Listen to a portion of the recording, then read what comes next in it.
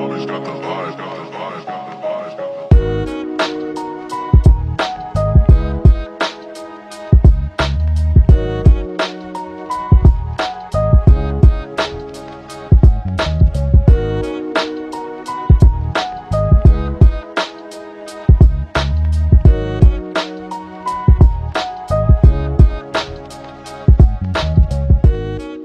Okay, here we are back outside of the bicycle casino at around 11:30 in the morning.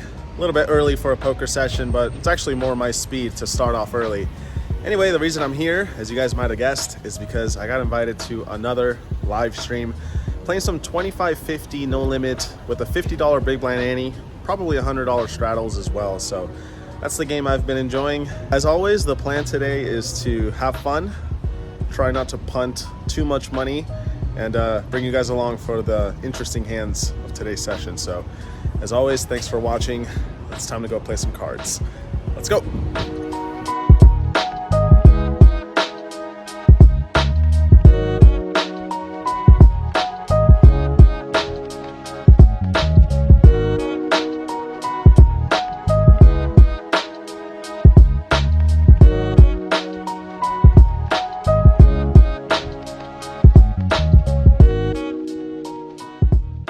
Alright guys, here we are playing some 25-50 with a $50 big blind ante, and I start off with $50,000. We get going right away when I look down at pocket queens, the first hand dealt. There's an open from Barry to 150, and I make it 750 from the big blind. He makes a call, and we see a flop of ace king 5 with 2 clubs. There's 2 cards bigger than my pair, so I check and he checks it back. The turn is an offsuit 9. Still don't really see the point in betting, so I check again, but this time he bets $600. I'm not convinced just yet, so I make the call, and we're off to the deuce of spades on the river. I check a third time, and now he fires out $1,600. So right off the bat, we're in a tough spot. On one hand, he could easily have hands that beat me on this board, so that sucks.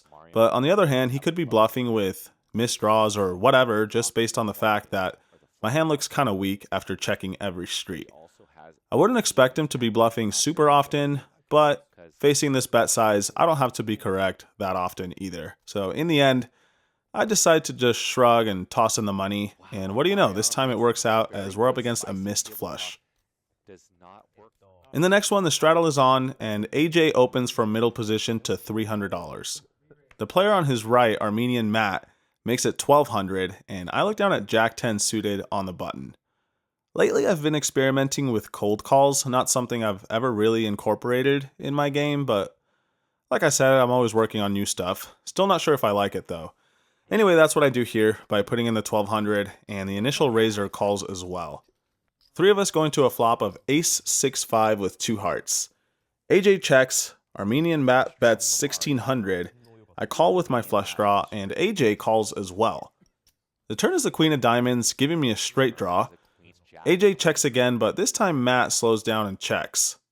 After both other players put in money on the flop, I think it's unlikely a bluff will accomplish much here. Seems more likely that I'll just get called and be in a spot where I need to make my hand to win. So I just check it back and see a free river card.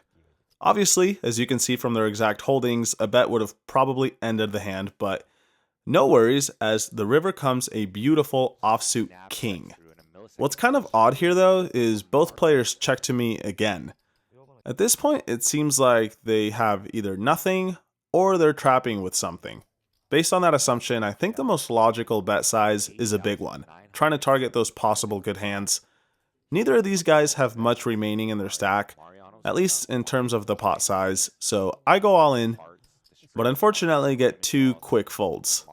Still always nice to make the nuts. Later on, I open 10-9 of hearts in a straddled pot and get called by 4 players. Yeah, didn't expect that, but here we go. Ace King Jack with 1 heart isn't the best flop for my hand, but what's more important, I think, is that no one should be too strong on this flop. On the other hand, I could certainly have a set or 2 pair, so with that in mind, I continue with a very optimistic bet of $500. Barry calls on my left, and Masato calls on the button, so 3 ways to a turn, which is the 5 of hearts.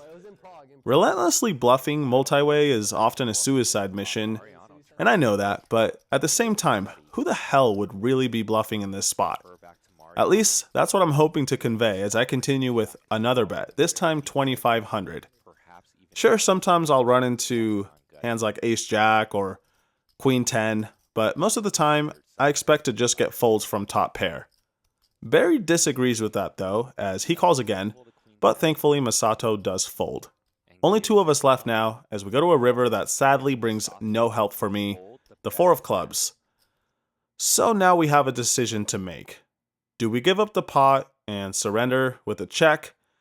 It's definitely an option, and sometimes I do think it's the right approach. But other times, like this one, I think one final bet is the best play. If he has 2 pair or a straight, I think we would have heard about it by now. I mean, yeah, it's not impossible, but what I think is most likely is we're up against an ace that is just too stubborn to fold on the flop and on the turn. And against one final big bet, I don't think top pair can call, so let's see what happens.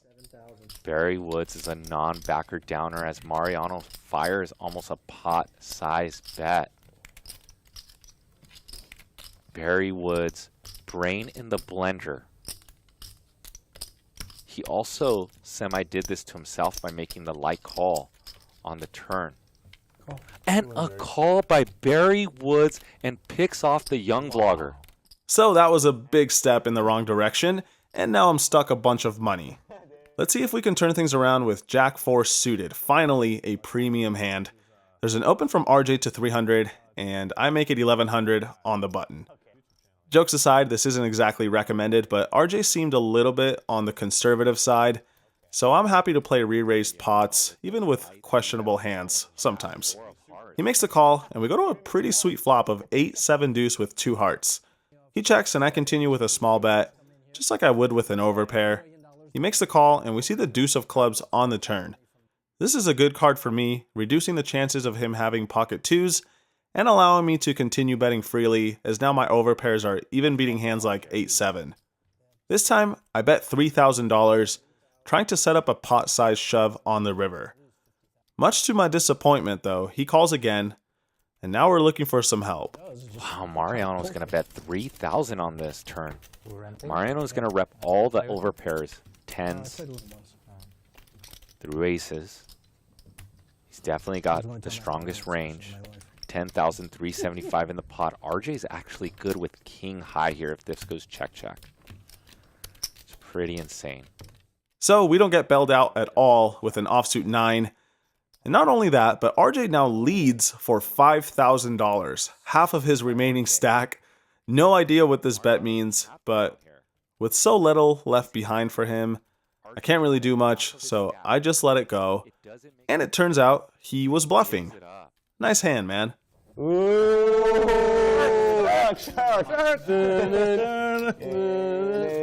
Pussy alert and Good for the game. Good for the game. Good for the game. I didn't expect that one. Wow. Moving right along, next I raise pocket 9s on the button and get re-raised by Barry from the big blind. With my hand, can't fold, can't raise again, at least most of the time, so I go with the normal play and call in position.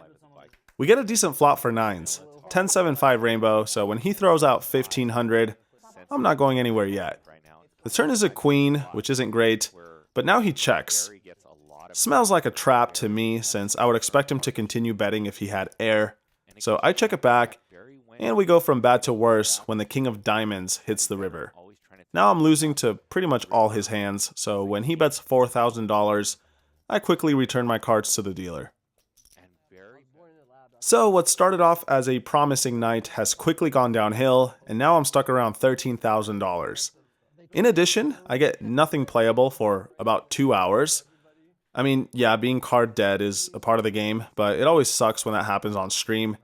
Eventually, I do get involved in a hand when I look down at 10-7 suited on the button. Nothing special, but good enough for a raise, so I make it 300 and get called by the big blind and the straddler. Flop comes 9-6-3, giving me a straight draw and a backdoor flush draw with that one diamond out there, so when they check to me, I continue with a bet of $1,000. The big blind calls, but the straddler folds. Heads up to a turn, which is the deuce of hearts, completing 5-4, but not changing much aside from that. However, for some reason, I got bad vibes when he called my flop bet. and I wasn't getting that feeling that another bet was going to work, so I slow down and check it back. Who knows, maybe I'll hit a straight, right? Right, just kidding. We all knew that wasn't going to happen. He does check again, opening the door for a potential bluff, but I think the only size that makes sense now is like double pot, and I wasn't really in the mood for it, honestly. Plus, I don't even think it's a good play with my exact holding, so I give this one up and check back. Thank goodness I did, because my opponent was trapping with aces. Good hand, man. You almost got me. In the next one, there's a button open to 150, and I make it $600 from the small blind with Jack 10 suited. Could flat call sometimes here, considering that this game has an ante in play, but I do raise this time and get a cold call from Peter in the big blind. Initial raiser folds, which is odd, but okay, heads up to a flop of Queen 6-5 with one heart. With future possibilities of making a flush and or a straight, and no showdown value, this is a very clear spot to bet. However, I choose to check. No idea what I was thinking. Well, actually, if I'm being honest, I was planning on check raising, which is just a clear example of fancy play syndrome. He checks it back, and we get some hope in the form of another heart. Again, it's time to start betting, but my brain still isn't working properly, and I check a second time, once again hoping to induce a bet from a mediocre hand before applying pressure. Peter is not interested in such things and simply checks it back again with king high, before I am proved to a very undeserved flush on the river. It seems clear to me that my opponent doesn't have much, so I think a small bet is best, looking to get hero called. But of course I also missed this part up and bet huge in a situation where I don't think it makes much sense. Peter quickly folds, and no one even really cared or noticed this hand, but I was very upset with myself for totally butchering it. I guess I'm just feeling off tonight. Anyway, that brings us to the last hand of the night, where AJ opens the button to 150, Armenian Matt calls in the small blind, and I defend the big blind with Queen 5 suited. Three of us go to a flop of Ace Queen 3 with 2 clubs, on which AJ continues with a $200 bet once we check to him. Matt folds, and I call with middle pair.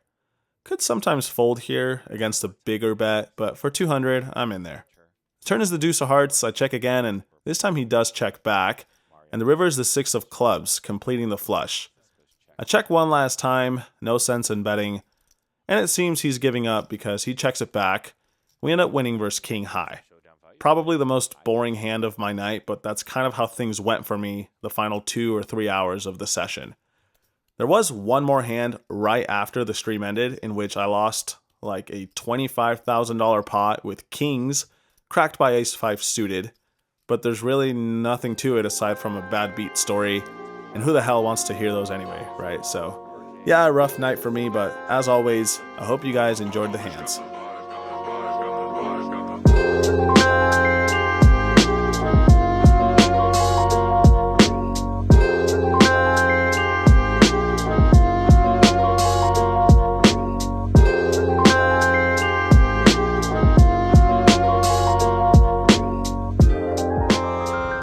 So that didn't exactly go as planned. Once in a while, like the perfect storm will happen during a session. All these things align so that the worst possible result happens, and it felt like that happened today. I definitely did not play my best, so that's one. Didn't run very well. I think I was value betting maybe once today. Yeah, I think I value bet once today. Every other time was not a good hand. I didn't make the right decision in some close spots. Every bluff got called. You know, the list goes on, but usually when everything that could go wrong does go wrong, you're gonna lose a good amount of money. That's what happened today. I was in for 70,000 and out for 36,000. So that's a loss of 33K, and easily my biggest loss ever since I've started playing this game. Interestingly enough, it comes less than a week after my biggest win ever of 65K. So playing these big stream games, it's tough to stomach these swings, you know, but I guess that's part of the growing process and something I got to get more used to if I want to rise in the stakes. By the way, that's kind of the goal. I don't know if I ever mentioned that. So yeah, tough pill to swallow today. This game will bring you back to reality real quick, you know. But what to do, Just gonna try to improve, learn from this. But yeah, that's enough of me crying. Time to get on the road and get back home. It's been a long day, so that's it for this time, guys. As always, thank you for watching. Thanks for the support, and until next time, good luck at the tables. Peace.